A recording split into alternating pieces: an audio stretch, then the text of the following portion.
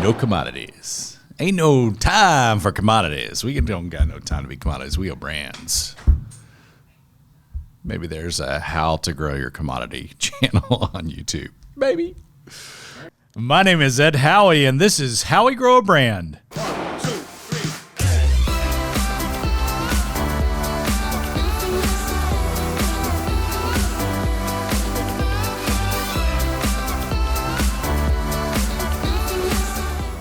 If you like what you learned from this video, help us promote this channel by clicking the like button below and subscribing to our channel, Howie Grow a Brand.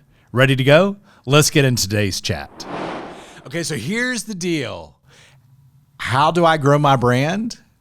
Well, sometimes we forget about the basic commonality of understanding. To really understand how you grow your brand, you got to really understand what a brand is. And sometimes I just take for granted, because I live in this world, my team lives in this world all the time, that there's just a common understanding of what branding is. So I want to take, in less than 10 minutes, I'm going to walk you through how you can ensure your brand does not become a commodity, or maybe help you discover that perhaps your brand is becoming a commodity. And what are 3 things you can do to ensure that your brand does not become a commodity? To understand that, we have to understand what a brand is. We have to understand what a commodity is.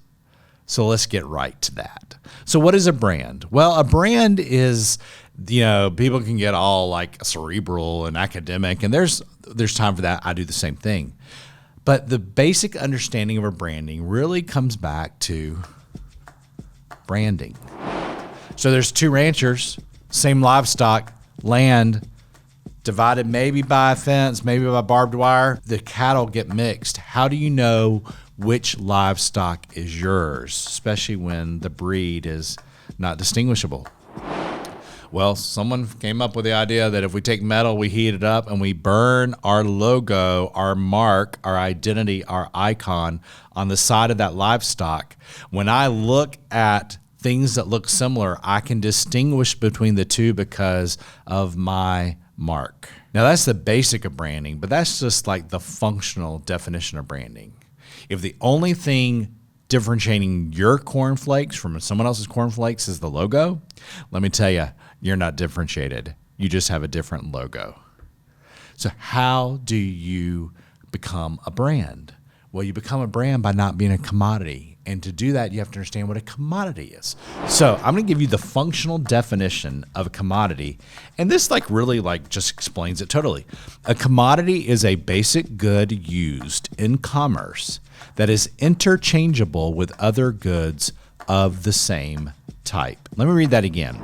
A commodity is a basic good used in commerce that is interchangeable with other goods of the same type.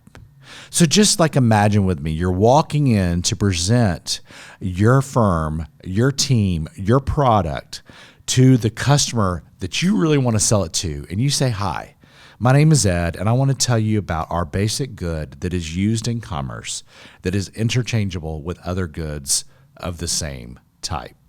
How do you think that conversation will go?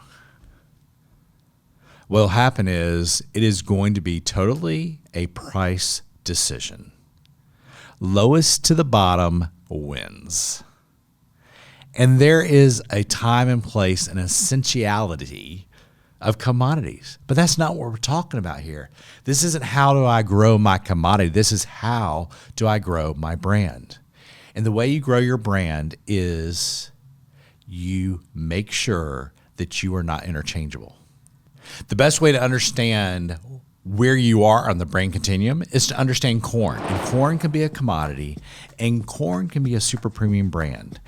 You walk into the produce section of the grocery store, you're looking for 4 ears of corn, you're paying a price per pound.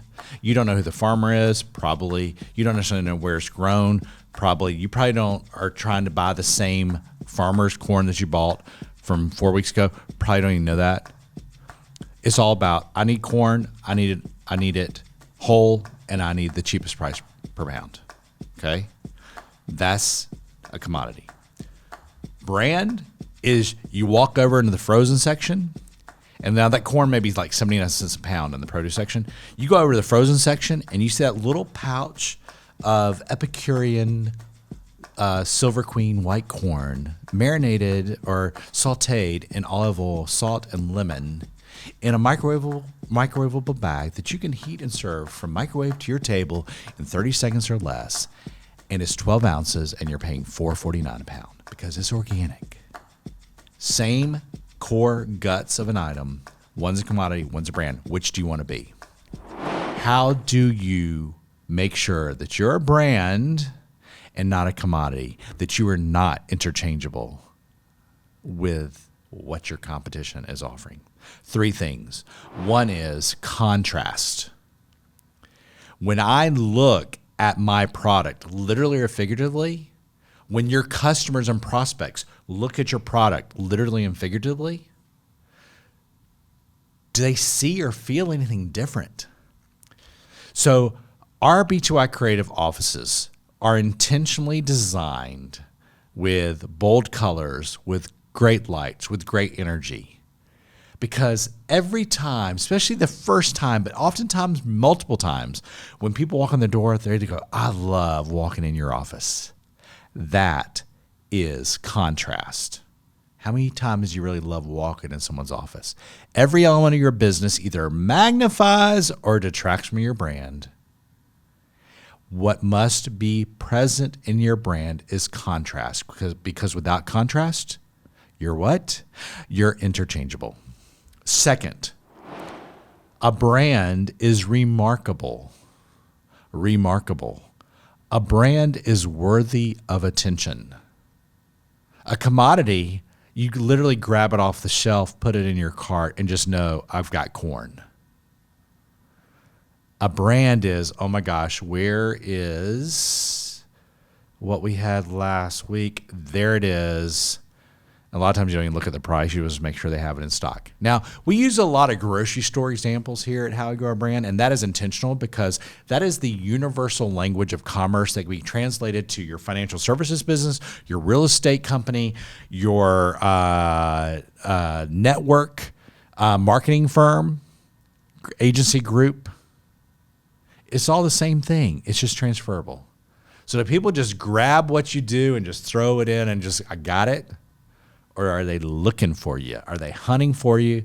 Are they sad when they can't get to you? And are they thrilled when they can? Are you remarkable? Are you worthy of attention? And the best part about remarkable brands is remarkable is just like word of mouth referral. Remarkable is that I want to remark about you and tell others about you because you're worthy of my attention and you're worthy of the attention of my friends. So contrast, remarkable.